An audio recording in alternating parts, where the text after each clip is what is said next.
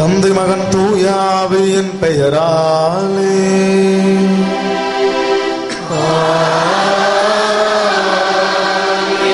நம் தலைவராகிய இயேசு கிறிஸ்துவின் அருளும் கடவுளின் அன்பும் தூய ஆவியின் தோழமையும் உங்கள் அனைவரோடும் இருப்பதாக.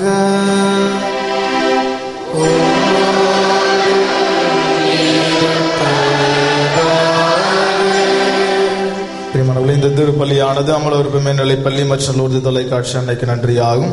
சாந்தா கிளாரா கான்வென்ட் பள்ளி அன்னைக்கு நன்றியாகும். கருத்துக்களுக்காகவும் மரிய பால் அப்பாவு ஆண்மலை பாட்சிக்காகவும் சௌபாக்கியம் 6ஆம் ஆண்டு நினைவு நாளிலே ஆண்மலை பாட்சிக்காகவும் ஜோசப் மரிய சகாயம் ஆண்மலை பாட்சிக்காகவும் வின்சென்ட் ஜோயல் ஆண்மலை பாட்சிக்காகவும் மேரி குடும்பத்தினர் அன்னைக்கு நன்றியாகும். ஆர்தர் டேவிட் குடும்பத்தினர் அன்னைக்கு நன்றியாகும்.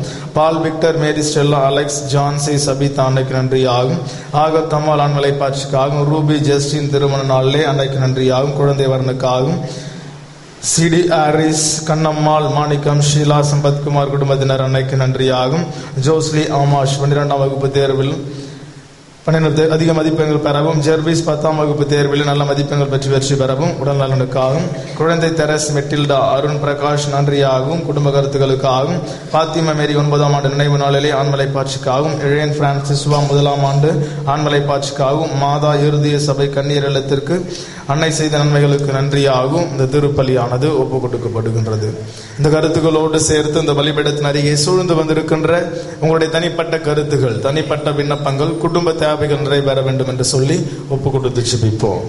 பிரியமானவர்களே, இன்று நாம் தவ காலத்தை தொடங்குகின்றோம். தவ காலம் என்பது ஒரு தனி காலம். இறைவனுடைய ஆசீர்வாதத்தை அதிகமாக அனுபவிப்பதற்காக நாம் இன்னும் அதிகமாக பரித்தியாகங்களையும் முயற்சிகளையும் செய்கின்ற காலம்தான் இந்த தவ காலம். நம்முடைய ஆன்மாவை சுய ஆய்வுக்கு உட்படுத்தி நம்முடைய பழைய பாவ இயல்புகளை பாதாளத்திற்குள் தள்ளி ஒரு புதிய இயல்போடு சில புண்ணிய முயற்சிகளையும் பக்தி முயற்சிகளையும் அற காரியங்களையும் செய்கின்ற காலம்தான் இந்த தவ காலம். எனவே இந்த 40 நாட்களும் நாம் வீரியமான முறையிலே வித்தியாசமான செயல்பாடுகளில் இறங்கி நம்முடைய பழைய அன்றாட பாவ வாழ்க்கை விடுத்து சில புதுமையான முயற்சிகளை மேற்கொண்டு அதன் மூலமாக ஆண்டவனையும் அயலானையும் அன்பு செய்வதற்காக முயற்சிகளையும் பயிற்சிகளையும் எடுக்கின்ற காலம்தான் இந்த தவ காலம். எனவே இந்த நாளிலே இந்த விபூதி புதன் என்று சொல்லப்படுகின்ற மனமாற்றத்தின் அடையாளமாக இருக்கின்ற அந்த விபூதியை சாம்பலை நம்முடைய நெற்றியிலே பூசப்படுகின்ற பொழுது இந்த 40 நாட்களும் நாமும் கூட இதோ இயேசுவை போல இதோ நல்ல அதிகமாக ஜெபம் செய்து பிறருக்கு அயலானுக்கு உதவி செய்து வாழ வேண்டும் என்கின்ற மனநிலையை இந்த நாளிலே உருவாக்கி கொள்ள இந்த தெய்வீக திருப்பலியிலே தொடர்ந்து ஜெபிப்போம்.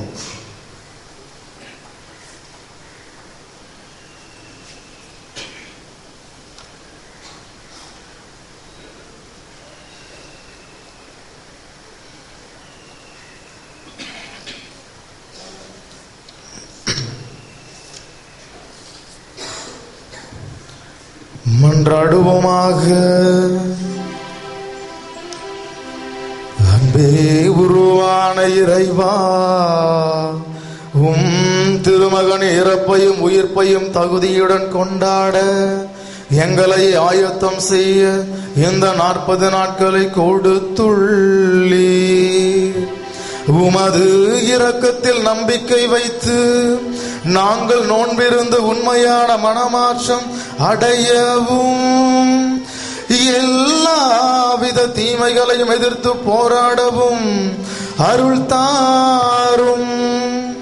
உம்மோடு தூய ஆவியின் ஒன்றிப்பில் இறைவனாய் என்றென்றும் வாழ்ந்து ஆட்சி செய்கின்றவர் வழியாக உம்மை மன்றாடுகின்றோம்.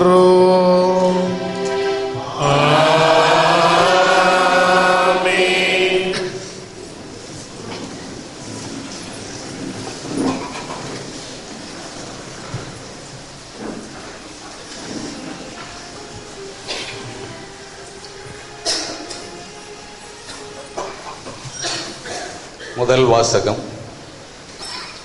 நீங்கள் உடைகளை கிழித்துக் கொள்ள வேண்டாம், இதயத்தை கிழித்துக் கொள்ளுங்கள். இறைவாக்கினர் யோவேல் நூலிலிருந்து வாசகம். அதிகாரம் 2, இறைவசனங்கள் 12 முதல் 18 வரை. ஆண்டவர் கூறுகிறார், இப்பொழுதாவது உண்ணா நோன்பிருந்து அழுது புலம்பிக் கொண்டு உங்கள் முழு இதயத்தோடு என்னிடம் திரும்பி வாருங்கள். நீங்கள் உங்கள் உடைகளை கிழித்துக் கொள்ள வேண்டாம். இதயத்தை கிழித்துக் கொண்டு உங்கள் கடவுளாகிய ஆண்டவரிடம் திரும்பி வாருங்கள்.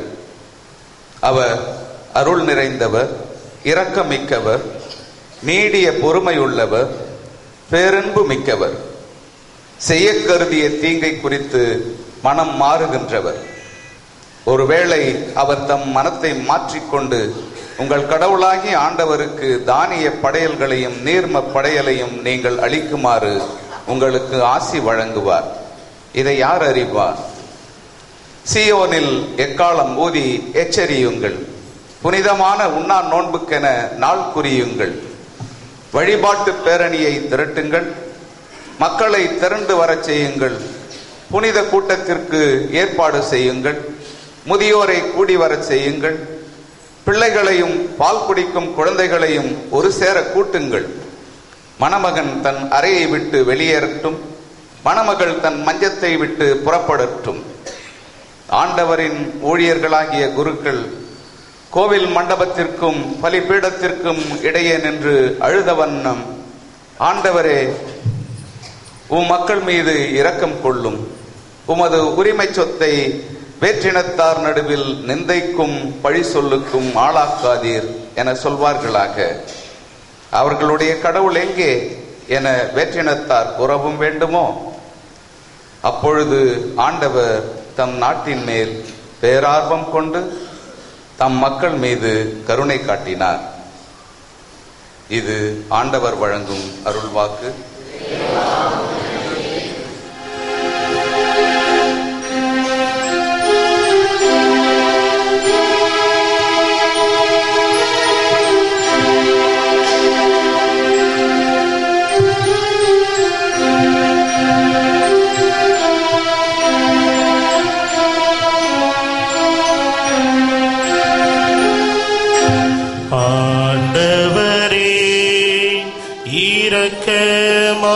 இரக்கமாயிரும், ஏனெனில் நாங்கள் பாவம் செய்தோ. இரக்கமாயிரும்.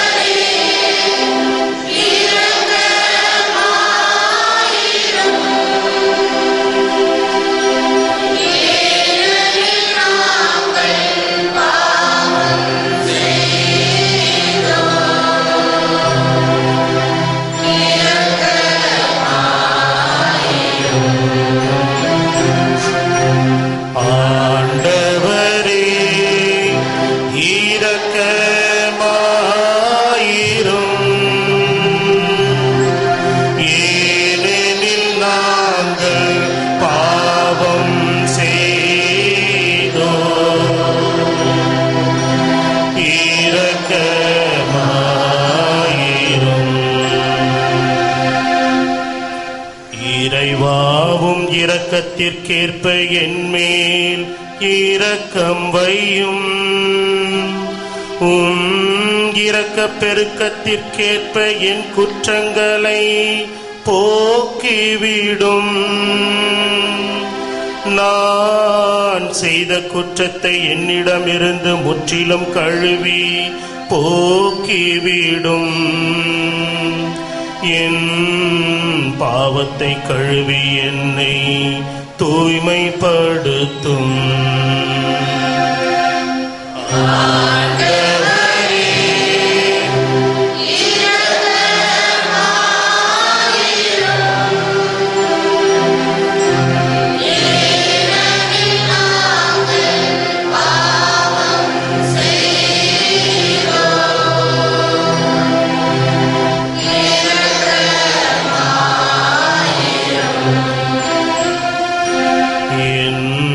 குற்றங்குறைகளை நான் ஏற்றுக்கொள்கிறேன்.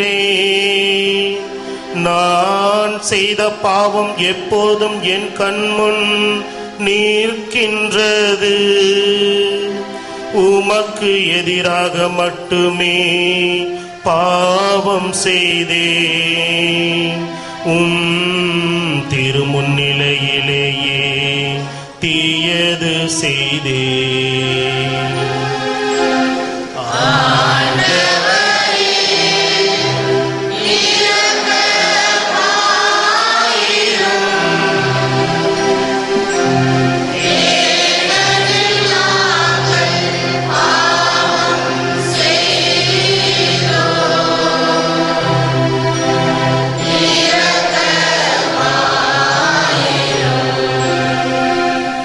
இறைவா, தூயதோர் உள்ளத்தை என்னுள்ளே படைத்தருளும்.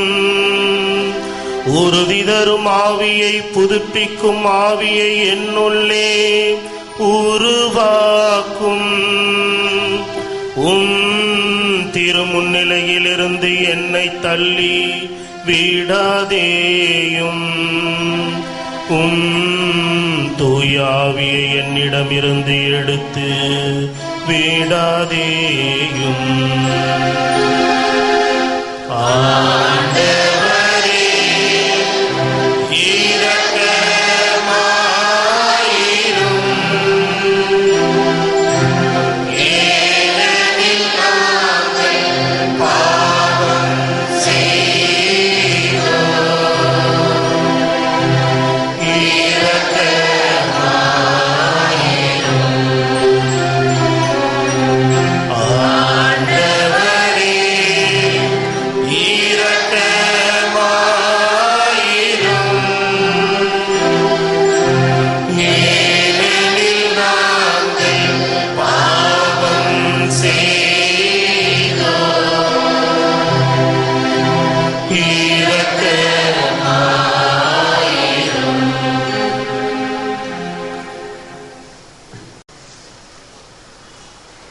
இரண்டாம் வாசகம். கடவுளோடு ஒப்புரவாகுங்கள், இதுவே தகுந்த காலம். திருத்தூதர் பவுல் கொரிந்தியருக்கு எழுதிய 2ஆம் திருமுகத்திலிருந்து வாசகம். அதிகாரம் 5 இறைவார்த்தை 20, அதிகாரம் 6 இறைவார்த்தை 2. சகோதர சகோதரிகளே, நாங்கள் கிறிஸ்துவின் தூதர்களாயிருக்கிறோம். கடவுளே எங்கள் வாயிலாக வேண்டுகோள் விடுக்கிறார். ஆகவே கடவுளோடு ஒப்புரவாகுங்கள் என்று கிறிஸ்துவின் சார்பில் நாங்கள் மன்றாடுகிறோம். நாம் கிறிஸ்து வழியாக தமக்கு ஏற்புடையவர் ஆகுமாறு கடவுள் பாவம் அறியாத அவரை பாவ நிலை ஏற்க செய்தார். நீங்கள் கடவுளிடம் இருந்து பெற்றுக்கொண்ட அருளை வீணாக்க வேண்டாம் என அவரோடு இணைந்து உழைக்கும் நாங்கள் கேட்டுக்கொள்கிறோம். தகுந்த வேளையில் நான் உமக்கு பதிலளித்தேன். விடுதலை நாளில் உமக்கு துணையாயிருந்தேன். என் கடவுள் கூறுகிறார், இதுவே தகுந்த காலம், இன்றே மீட்பு நாள். இது ஆண்டவர் வழங்கும் அருள்வாக்கு.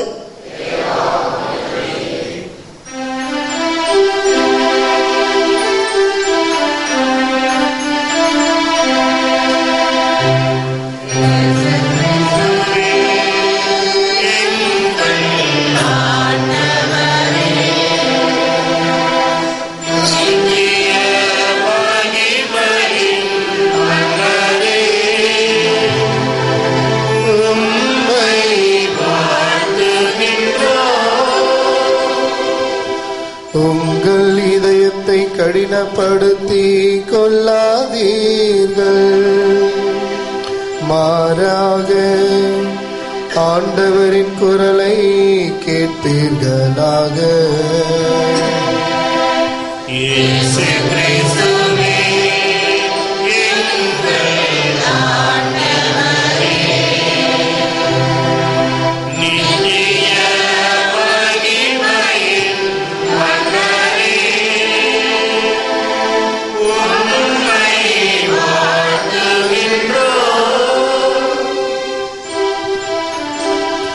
ஆண்டவர் உங்களோடு இருப்பாராக.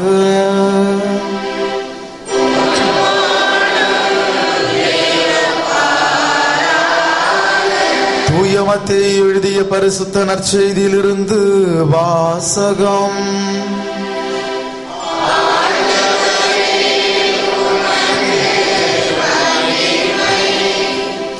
மத்தேயு நற்செய்தி அதிகாரம் 6 வசனங்கள் 1-6 முடிய மற்றும் 16-18 முடிய.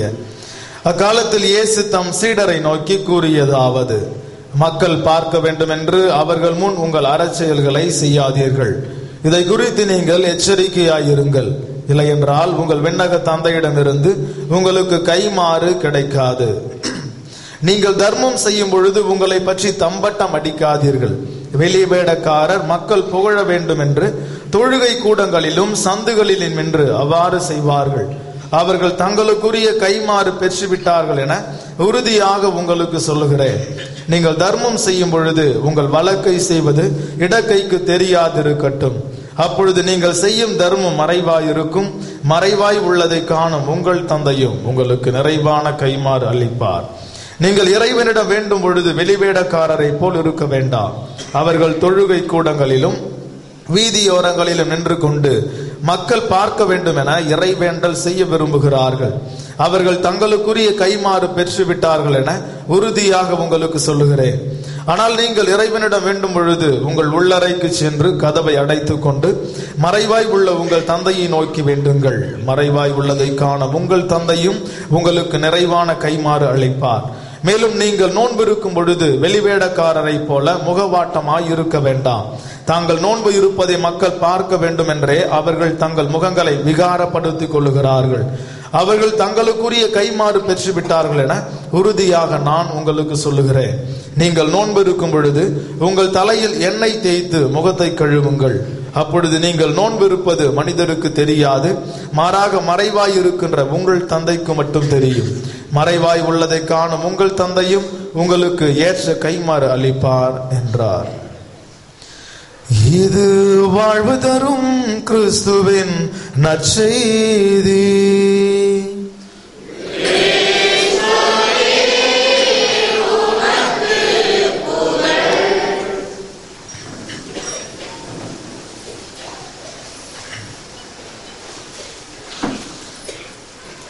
மக்கள் பார்க்க வேண்டும் என்று உங்கள் அறச்செயல்களை செய்யாதீர்கள்.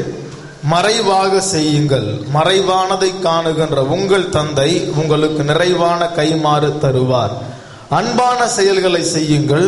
அபரிமிதமான ஆசீர்வாதத்தை உங்கள் தந்தை உங்களுக்கு அருள்வார். மத்தேயு நற்செய்தி 6 அதிகாரம் 6 இறைவசனம்.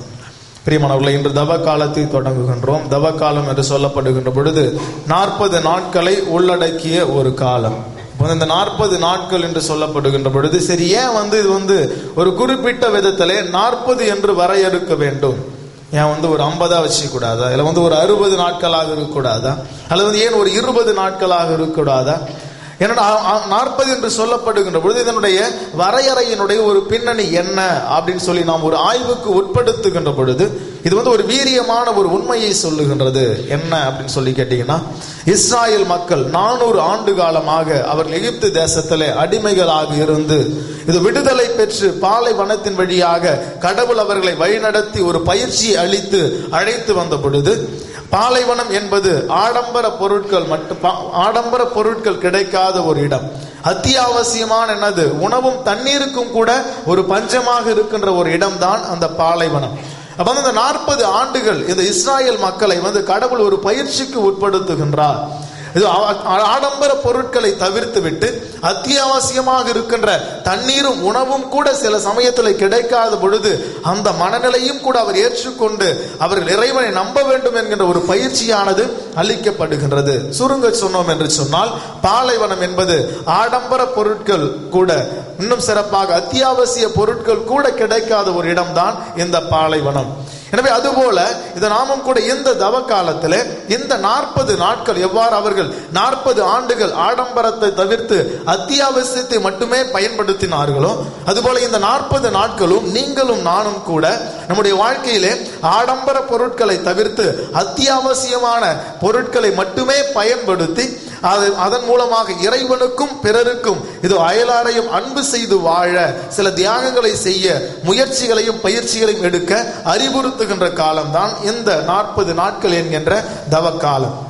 ஆனால் நம் லட்சிய தலைவன் இயேசு 40 நாட்கள் பால் இல்லத்திலே தவம் இருந்த பொழுது ஆடம்பர பொருட்களை மட்டுமல்ல, அத்தியாவசியமாக இருக்கின்ற உணவையும் தண்ணீரையும் கூட தவிர்த்து 40 நாட்கள் உண்ணா நோன்பிருந்து ஜெபித்து நமக்கு ஒரு முன்மாதிரி காட்டி எவ்வாறு இறைவனுடைய ஆசீர்வாதத்தை பெற்றுக் கொண்டது போல நாமும் கூட இந்த 40 நாட்களிலே ஆடம்பரங்களையும் ஏன் ஒரு சில நாட்களிலே அத்தியாவசியமாக இருக்கின்ற உணவையும் கூட தவிர்த்து அதன் மூலமாக ஆண்டவனுக்கும் அயலானுக்கும் உகந்தவர்களாக வாழ்வதற்கான அழைப்பையும் ஆணையையும் கொடுக்கின்ற காலம்தான் இந்த 40 நாட்கள் என்கின்ற தவ காலம். சரி, இந்த 40 நாட்களிலே நாம் செய்ய வேண்டியது என்ன, அல்லது இறைவன் நம்மிடத்திலே எதிர்பார்ப்பது என்ன? இதுதான் இன்றைய முதல் வாசகத்திலே யோவேல் இறைவாக்கினர் சொல்லுகின்றார். இதோ நீங்கள் மனம் மாறினீர்கள் என்று சொன்னால் உங்களுடைய உடைகளை நீங்கள் கிழித்துக் கொள்ள வேண்டாம், உங்களுடைய உள்ளங்களை நீங்கள் கிழித்துக் கொள்ளுங்கள். யோவேல் புத்தகம் 2ஆம் அதிகாரம் 12வது வசனம் சொல்லுகின்றது. ஏனென்று சொன்னால் இதோ உள்ளங்கள் கிழிக்கப்படாமல் உடைகள் மட்டும் கிழிக்கப்படுவதால் எந்த விதமான பயனும் இல்லை.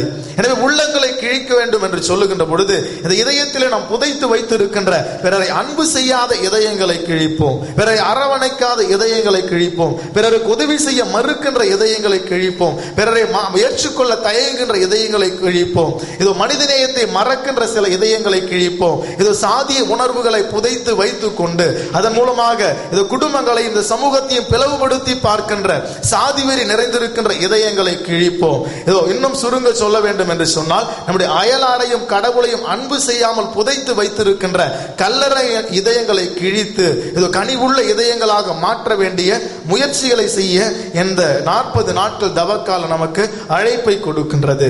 சரி, எப்படி நம்முடைய இதயங்களை உடைகளை கிழித்துக் கொள்ளாமல் உள்ளங்களை கிழித்து இது எவ்வாறு தூய்மைப்படுத்தி இறைவனுக்கு இதயத்தை உகந்ததாக மாற்ற முடியும், அல்லது மாற்றுவதற்கான சாத்தியங்கள் என்னென்ன செய்ய வேண்டும் என்பதை தான் இன்றைய நற்செய்தியிலே இயேசு முத்தான 3 காரியங்களை நமக்கு எடுத்து சொல்லி இந்த 3 காரியங்களை நீங்கள் உங்களுடைய வாழ்க்கையிலே குறிப்பாக இந்த 40 நாட்களும் நீங்கள் பயன்படுத்துகின்ற பொழுது உங்களுடைய இதயமானது இதமாக மாறும், இலகுவாக மாறி ஈரம் உள்ளதாக இரக்கம் உள்ளதாக மாற இயேசு 3 காரியங்களை செய்ய இன்றைய நற்செய்தியிலே நமக்கு அழைப்பை கொடுக்கின்றார். என்னென்ன 3 காரியம் நினைக்கிறீங்க? நற்செய்தியிலே 3 காரியங்களை இயேசு சொல்லியிருக்கிறார். என்ன நினைக்கிறீங்க நீங்க? நற்செய்தி எல்லாரும் கேட்டான், வேற நம்பல. 3 காரியத்தை இயேசு சொல்லியிருக்கிறார். எல்லாருக்குமே பதில் தெரியறதால நானே சொல்லிடுறேன். முதலாவது தர்மம் செய்தல். அப்ப தர்மம் செய்தல் என்பது ஒருத்தவங்க ஒரு உதவி செய்யறது. ஒருத்தவங்க நான் அடுத்தவங்க மேல அன்பு இல்லைனா கூட நான் என்ன பண்ணலாம், அடுத்தவங்களுக்கு உதவி செய்யலாம். ஏன்னு கேட்டீங்கன்னு வச்சுங்களேன், என்னை ஒரு தர்ம பிரபு, ஐயோ இவர் ரொம்ப நல்லவர், இவ்வளவு தரம் வாரி வாரி கொடுக்குறாரு அப்படின்னு சொல்லி பிறர் என்னை புகழ வேண்டும் என்பதற்காகவே நாம் என்ன பண்ணலாம், உதவிகளை செய்யலாம். அடுத்தவர்கள் மீது அன்பில்லாமல் கூட ஒரு நபருக்கு நாம் என்ன பண்ணலாம், 50 ரூபாய் கொடுக்கலாம், நம்ம புகழ வேண்டும் என்பதற்காக. இது என்ன செய்து தெரியுங்களா? இது கொடுப்பவருக்கு ஒரு புகழ்ச்சியையும் வாங்குபவருடைய அந்த சுயமரியாதையும் இகழ்ச்சியையும் கொடுக்கின்றது. உதாரணத்திற்கு இயேசு என்ன சொல்றாருன்னா, ஒருவேளை ஒரு நலத்திட்ட உதவிகளை செய்யறோம், நம்ம ஒரு ஏழைகளுக்கு உதவி செய்கின்றோம். அப்போ இன்னைக்கெல்லாம் செய்யப்படும் ஏழைகளுக்கு 10 லட்சம் ரூபாய் அரசு திட்டங்கள் செய்யப்படுகிறது என்று சொன்னால் அதற்கு 20 லட்சம் ரூபாய்க்கு விளம்பரங்கள் செய்யப்படுகின்றன. அப்ப என்ன பண்றோம், ஒரு பெரிய மக்கள் எல்லாம் கூப்பிட்டு எல்லாரையும் கூப்பிட்டு மேடையிலே அந்த ஏழைகளை அழைத்து ஒரு 1000 கணக்கில் இருக்கின்ற மக்களுக்கு முன்பாக நாம் உங்களுக்கு கொடுக்குறோம்னா என்ன சொல்றோம், மறைமுகமாக இவங்கெல்லாம் ஒண்ணு இல்லாதவங்க, இவங்கெல்லாம் ஏழைங்க, இவங்கெல்லாம் சாப்பாட்டுக்கே வழி இல்லாதவங்க என்று சொல்லி இது கொடுக்கின்றவர்களுக்கு அது புகழ்ச்சியை கொடுக்கின்றது. இது வாங்குகின்ற அந்த ஏழைகளுடைய கண்ணியமானது சுயமரியாதையானது அங்கு இழிவுபடுத்தப்படுகின்றது. எனவேதான் இயேசு சொல்ற, நீ ஒருவேளை ஒருவருக்கு உதவி செய்ய வேண்டுமா, என்ன பண்ண வழக்கை செய்வது இடக்கைக்கு தெரியாது இருக்கட்டும். ஏனென்று சொன்னால் இது கொடுப்பவருக்கு புகழ்ச்சியை கொடுக்கின்றது, அந்த வாங்குகின்ற அந்த இல்லாத ஏழைகளுடைய சுயமரியாதையை நாங்கள் இழிவுபடுத்துகின்றீர்கள். எனவே நீங்கள் தர்மம் செய்யும் பொழுது மறைவாக செய்யுங்கள், மறைவானதை காணுகின்ற உங்கள் தந்தை உங்களுக்கு நிறைவான கைமாறு கொடுப்பார். முதலாவது தர்மம் செய்தல். இரண்டாவது இறை வேண்டல், ஜெபம் செய்தல். தவ காலத்தில் அதிகமா நம்ம ஜெபம் செய்வோம், சிலுவை பாதைகள்லாம் செய்வோம். ஜெபம் என்பது ஒரு சொல் மாலை அல்ல, மாறாக அது ஒரு செயல் மாலை. எனவே செயல்பாட்டுக்கு உந்தி செல்வதுதான் ஜெபமாக இருக்க வேண்டும். அப்போது ஜெபம் என்பது ஆண்டவனுக்கும் நமக்கும் இடையே நடக்கின்ற ஒரு அன்புறவினுடைய ஒரு உரையாடல், ஒரு பரிமாற்றம். எனவே நாம் ஜெபம் செய்ய வேண்டும் என்று சொன்னால், இது வீதிகளிலோ சந்துகளிலோ பிறர் பார்க்க நின்று கொண்டு இது சுய புகழ்ச்சியை நாம் பெற்றுக்கொள்வதற்கு தடையாக அதை நிறுத்தி கொண்டு, இது நம்முடைய இல்ல கதவை மூடி நம்முடைய உள்ள கதவை திறந்து இது நம்முடைய உறவாக, உயிராக, உணர்வாக இருக்கின்ற ஆண்டவரிடத்திலே பேசுகின்ற பொழுது மறைவாக செய்கின்றது ஜெபமானது இறைவனால் நிறைவான கைமாறை கொடுக்கும். இரண்டாவது ஜெபம் செய்தல். மூன்றாவது நோன்பு இருத்தல். நோன்பு இருத்தல் என்று சொன்னால் நம்ம கண்டிப்பா நோன்பு இருக்கணுமா? ஏன் நாம நோன்பு இருக்கணும் அப்படின்னு சொல்லி கேட்டோம்னா, எங்க வீட்டுல நாங்க 5 பேர் இருக்கிறோம். ஒவ்வொரு நாளும் நாங்க ஒருவேளை இந்த தவ காலத்துல சாப்பிடாம இருந்தா எங்களுக்கு ஒரு 500 ரூபாய் மிச்சமாகும். அதனால நாங்க கண்டிப்பா அடுப்பு பத்த வைக்கிறதே இல்லை அப்படின்னு சொல்ல போறோமா?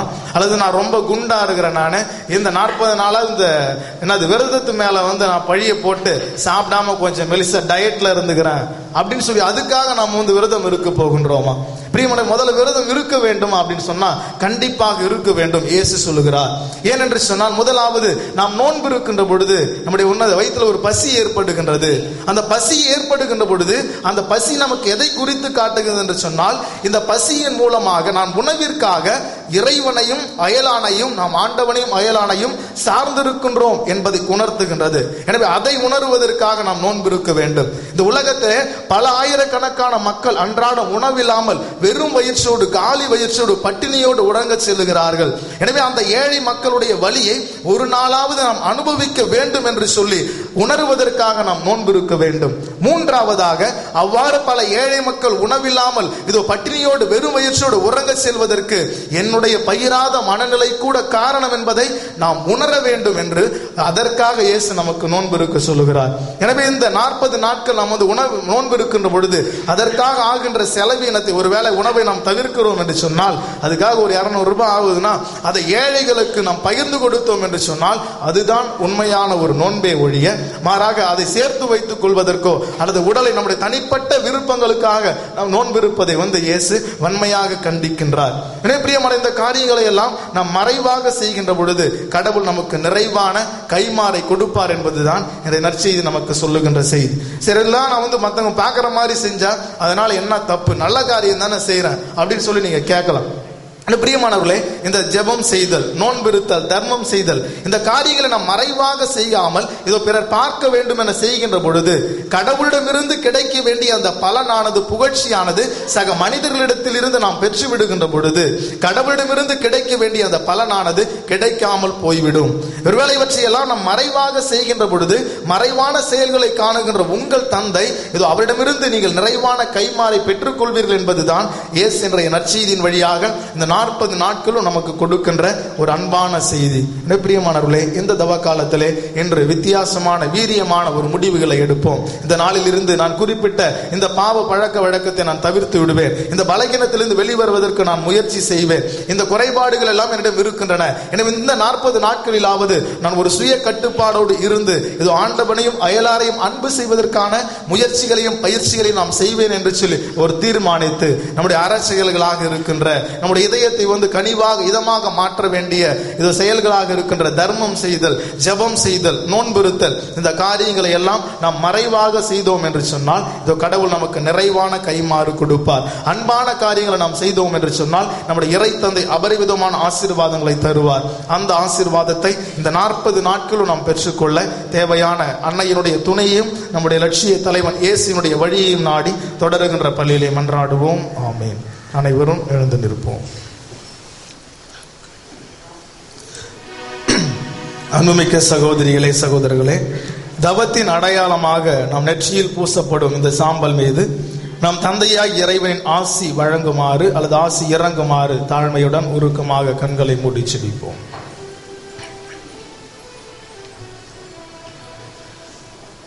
எங்கள் பரிவன்புள்ள தந்தையே, பாவிகள் சாக வேண்டும் என்று அல்ல, மனம் திரும்ப வேண்டும் என்றே நீர் விரும்புகிறீர். எங்கள் தலையில் பூசப்படும் இந்த சாம்பல் மீது பரிவிரக்கத்துடன் ஆசி வழங்கி அருளும். மண்ணாய் இருக்கின்றோம் என்றும் மண்ணுக்கே திரும்புவோம் என்றும் அறிந்திருக்கின்ற நாங்கள் தவ முயற்சிகளில் ஆர்வத்துடன் ஈடுபட்டு பாவ மன்னிப்பும் உயிர்த்தவும் திருமகனின் சாயலுக்கொத்த புது வாழ்வும் பெற்றுக்கொள்ள செய்தருளும். ஆண்டவராகிய கிறிஸ்து வழியாக உம்மை மன்றாடுகின்றோம். ஆமென்.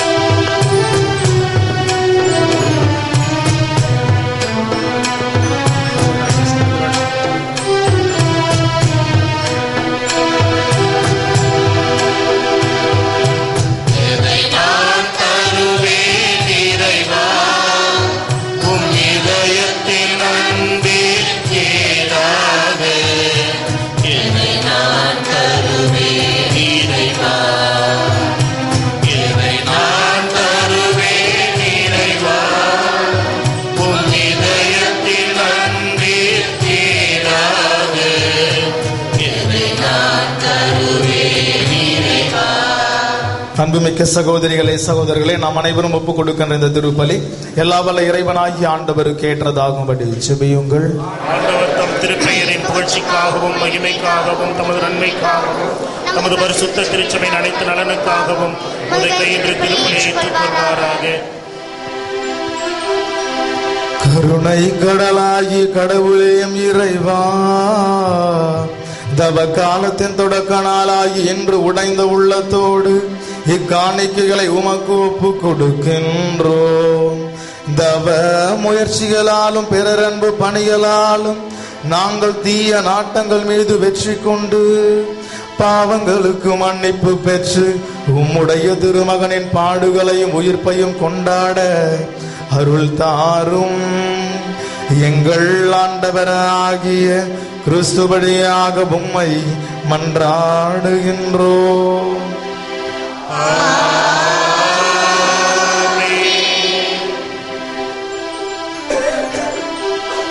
ஆண்டவர் உங்களோடு இருப்பாராக.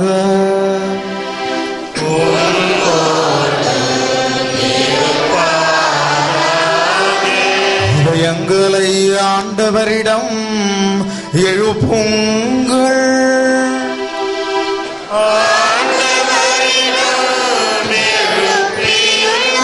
தலைவராகிய ஆண்டவருக்கு நன்றி கூறுவோம்.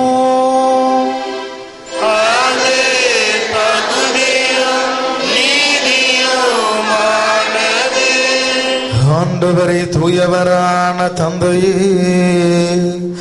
என்றும் வாழும் எல்லாம் வல்ல இறைவா, எங்கள் ஆண்டவராகிய கிறிஸ்து வழியாக என்னாலும் எவ்விடத்திலும் நாங்கள் உமக்கு நன்றி செலுத்துவது மெய்யாகவே தகுதியும் நீதியுமாகும். எங்கள் கடமையும் மீட்புக்குரிய செயலுமாகும்.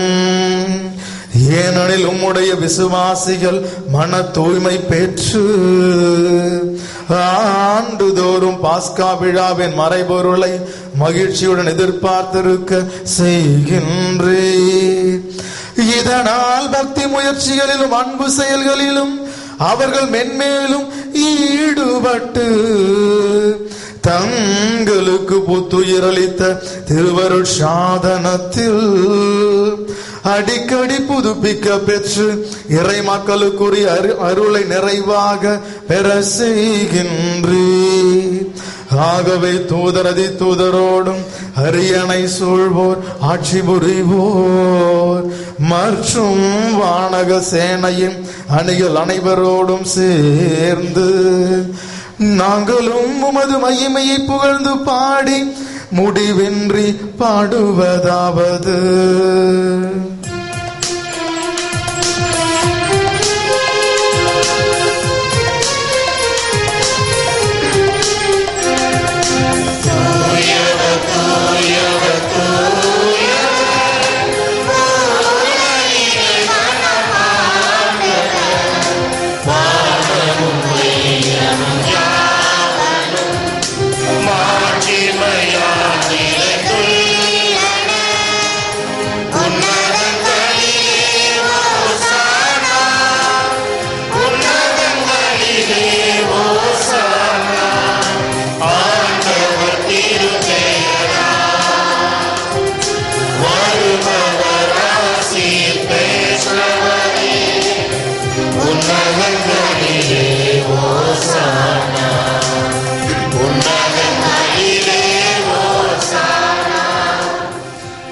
வானக தந்தையே, நேர்மையாகவே தூயவர், புனிதத்திற்கெல்லாம் ஊற்று. ஆகவே உம்முடைய தூய ஆவியை பொழிந்து இக்காணிக்கைகளை புனிதப்படுத்த வேண்டும் என உம்மை மன்றாடுகின்றோம். இவ்வாறு எங்கள் ஆண்டவர் இயேசு கிறிஸ்துவின் உடலும் இரத்தமுமாக எங்களுக்கு இவை மாறுவனவாக. அவர் பாடுபட மனமு வந்து தம்மை கையளித்த போது அப்பத்தை எடுத்து நன்றி செலுத்தி அதை பிட்டு தம் சீடருக்கு அளித்து அவர் கூறியதாவது: அனைவரும் இதை வாங்கி உண்ணுங்கள். ஏனெனில் இது உங்களுக்காக கையளிக்கப்படும் என் உடல்.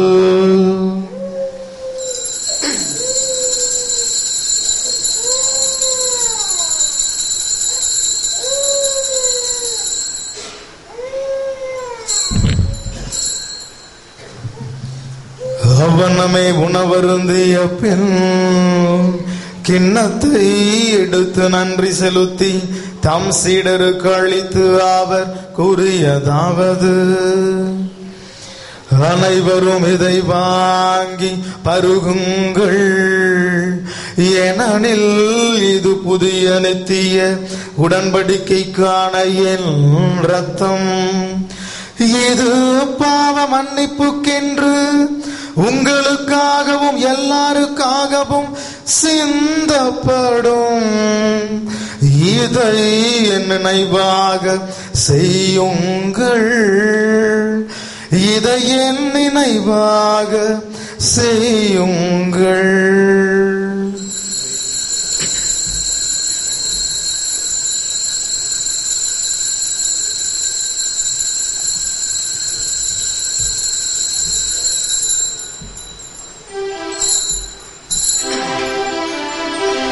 இது நம் விசுவாசத்தின் மறைபொருள்.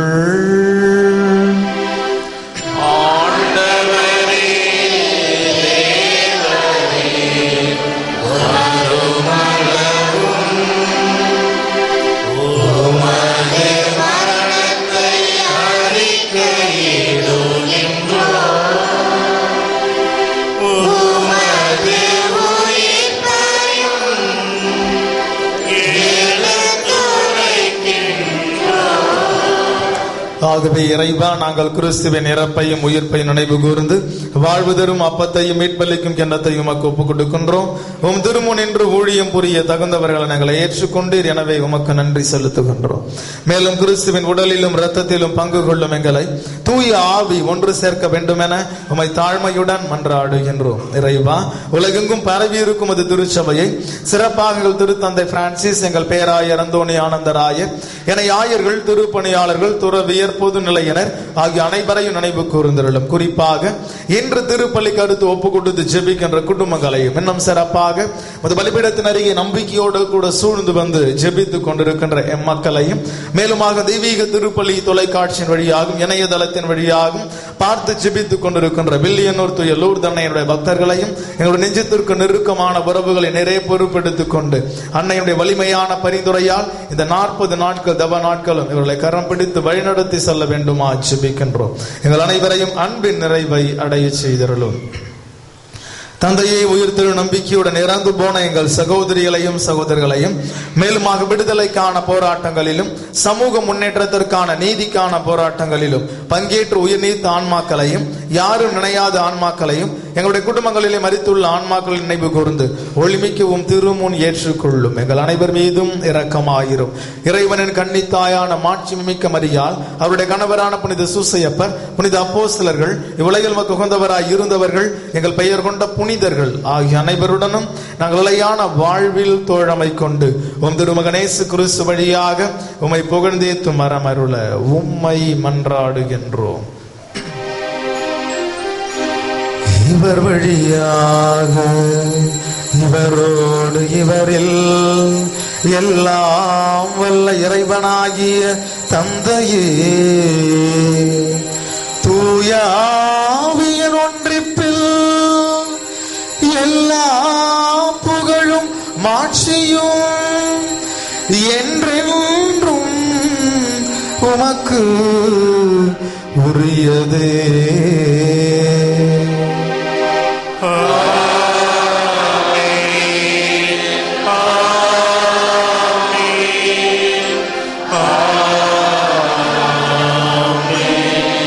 கடவுளை நம் தந்தையே என்று சொல்லி அழைக்க இயேசு நமக்கு கற்றுக் கொடுத்திருக்கின்றார்.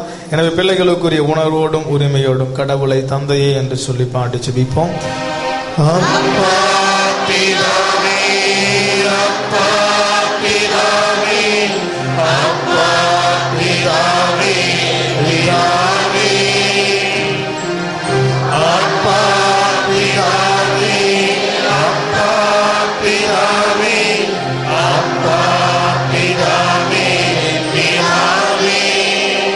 பரலோகத்தில் இருக்கின்ற எங்கள் பிதாவே, உம்முடைய நாமம் பரிசுத்தப்படுவதாக. உம்முடைய ராஜ்யம் வருக. உம்முடைய சித்தம் பரலோகத்தில் செய்யப்படுவது போல உலகத்திலும் செய்யப்படுவதாக. எங்கள் அனுதின உணவை எங்களுக்கு இன்று அளித்தருளும். எங்களுக்கு தீமை செய்தவர்களை நாங்கள் பொறுப்பது போல எங்கள் பாவங்களை பொறுத்தருளும். எங்களை சோதனையில் விடாதேயும், தீமையிலிருந்து எங்களை ரட்சித்தருளும். அப்பா பிதாவே, அப்பா பிதாவே, அப்பா பிதாவே, பிதாவே,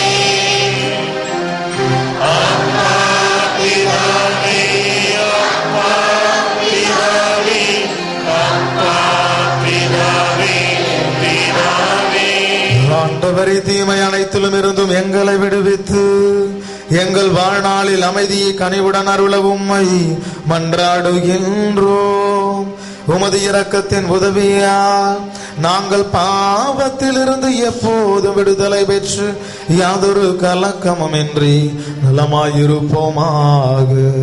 நாங்கள் நம்பியிருக்கும் பேரின்ப வாழ்வையும் மீட்பெரும் தலைவருமாகிய இயேசு கிறிஸ்துவின் வருகையையும் பெருமகிழ்ச்சியுடன் எதிர்பார்த்திருக்கின்றோம்.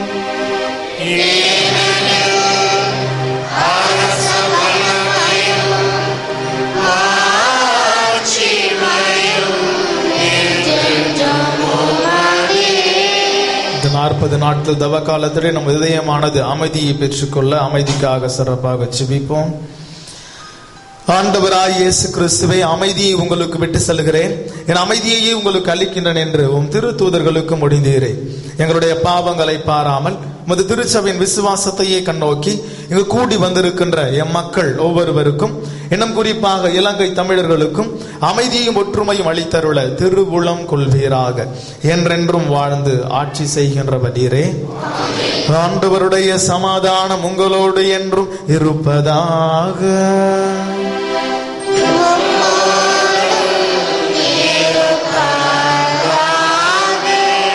ஒருவர் உறவின் வாழ்த்தை அறிவித்து மகிழ்வோம்.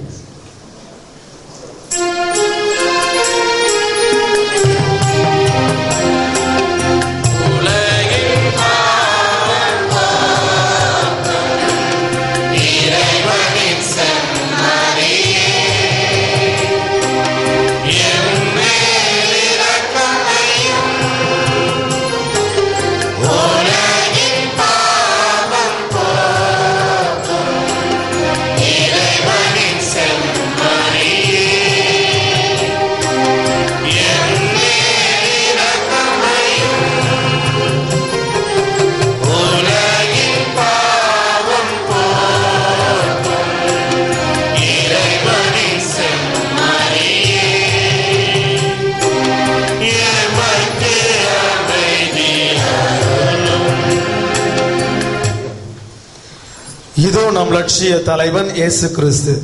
பிறர் பார்க்க வேண்டும் என உங்கள் அறச்செயல்களை செய்யாதீர்கள். இந்த 40 நாட்களும் மறைவாக செய்யுங்கள். மறைவானதை காணுகின்ற உங்கள் தந்தை உங்களுக்கு நிறைவான கைமாறு அளிப்பார். அன்பான செயல்களை பார்க்கின்ற உங்கள் தந்தை அபரிவிதமான ஆசீர்வாதங்களை தருவார் என்று சொல்லுகின்ற லட்சிய தலைவன். இவருடைய அன்பு விருந்திற்கும் லட்சிய வாழ்விற்கும் அழைக்கப்பட்டிருக்கின்ற நீங்களும் நானும் பேறு பெற்றவர்கள்.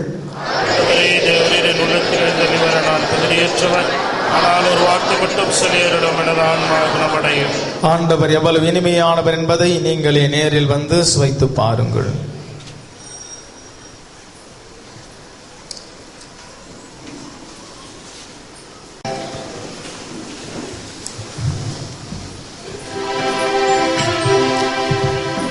நன்றியோடு மன்றாடுவோமாக. அன்பே உருவான இறைவா, இந்த திருவுணவை உட்கொண்ட நாங்கள் உம்மை தாழ்மையுடன் வேண்டுகின்றோம். எங்கள் நோன்புகள் உமக்கு உகந்தவனவாக என்றும் அமைந்திடவும், இதனால் நாங்கள் மாற்றம் பெற்று உமது திருமகனைப் போல வாழ்ந்திடவும் அருள் தாரும். எங்கள் ஆண்டவராகிய கிறிஸ்து வழியாக உம்மை மன்றாடுகின்றோம்.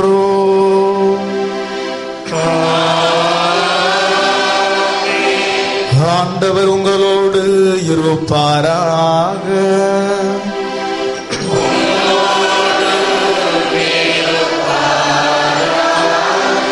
எல்லாம் வல்ல அன்பு இறைவன் தந்தை மகன் தூயாவி உங்கள் அனைவரையும் நிறைவாக ஆசீர்வதிப்பாராக.